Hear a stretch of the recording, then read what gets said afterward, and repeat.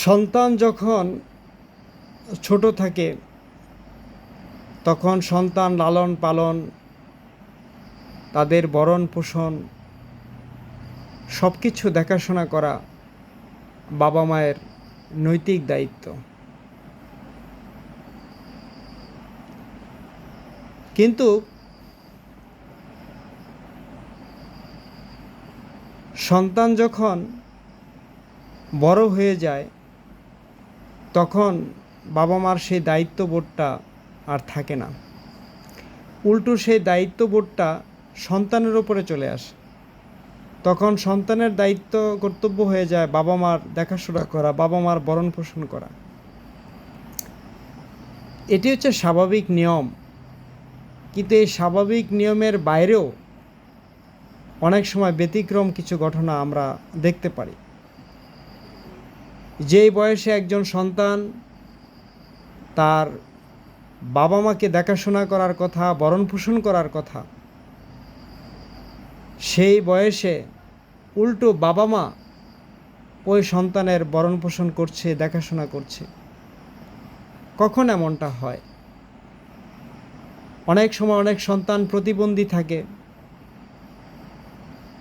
তো প্রতিবন্ধী সন্তান যতই বয়স হোক না কেন, তার সার্বিক দেখাশোনার দায়িত্ব কিন্তু বাবা মাকেই করতে হয়।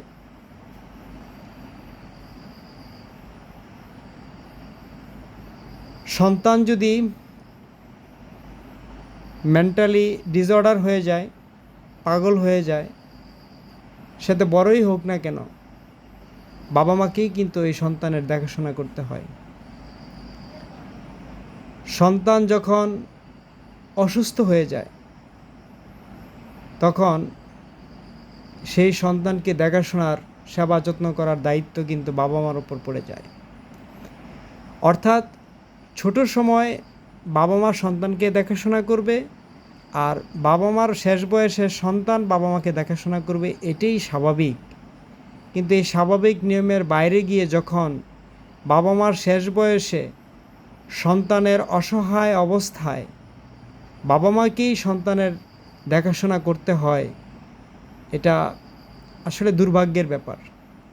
কিন্তু এই বিষয়টাকে যে বাবা মা সন্তুষ্টির সাথে পালন করবে, আল্লাহর সন্তুষ্টির জন্য পালন করবে,